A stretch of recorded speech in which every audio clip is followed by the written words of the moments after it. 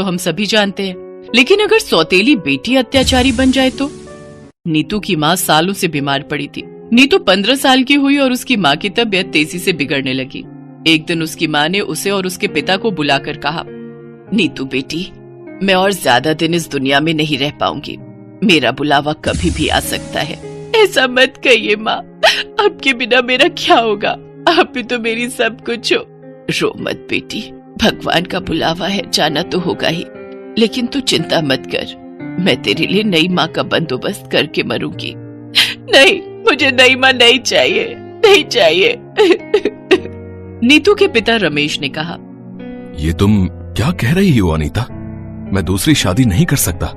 मैं तुमसे प्यार करता हूँ। सुनिए जी, मेरी नीतू के बारे में सोच के आपको करना ही होगा। आप दोनों को संभालने के लिए कोई तो चाहिए।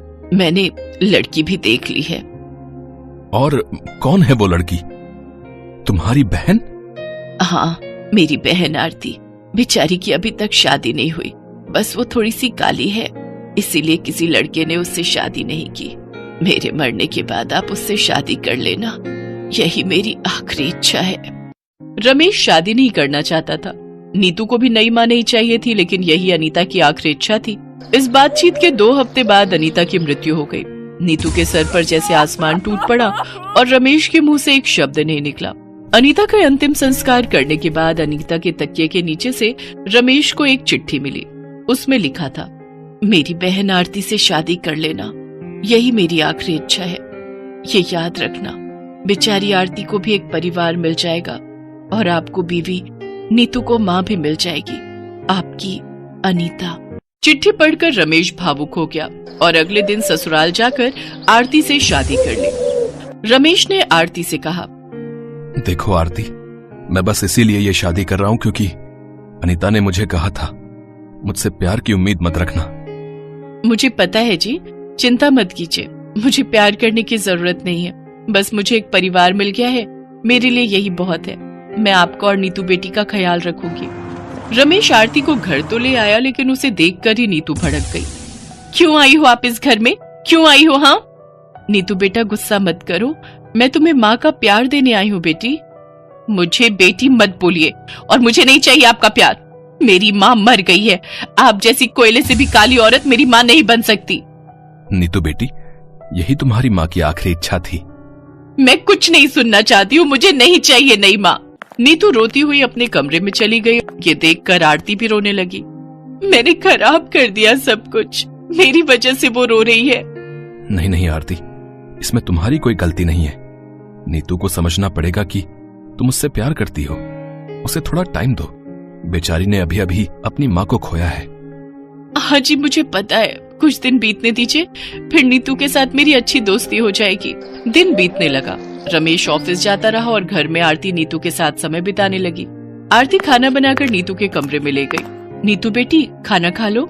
मुझे नहीं खाना है कुछ, अब जाइए इस घर से। मैं अब इस घर की बहू हूँ बेटी, मैं कहीं नहीं जा सकती। देखिए, आप मेरी माँ की जगह कभी नहीं ले सकती। मैं लेना भी नहीं चाहती बेटी, बस मुझे अपनी दोस्त समझ लो। आप जाइए यहाँ से, नहीं तो कुछ बुरा भला हो जाएगा। ये बोलकर नीतू ने पेन फेंक कर मारा। आरती के सर पर चोट लगी और थोड़ा थोड़ा खून निकलने लगा।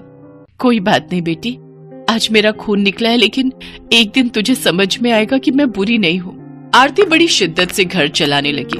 नीतू के साथ साथ रमेश का भी ख्याल रखने लगी और हर दिन आरती को ऐसे देखते हुए रमेश को भी आरती से प्यार हो ही गया। उसने आरती से कहा, आरती, शायद तुम्हारी दीदी ऊपर से सब कुछ देख रही है और मुस्कुरा रही है।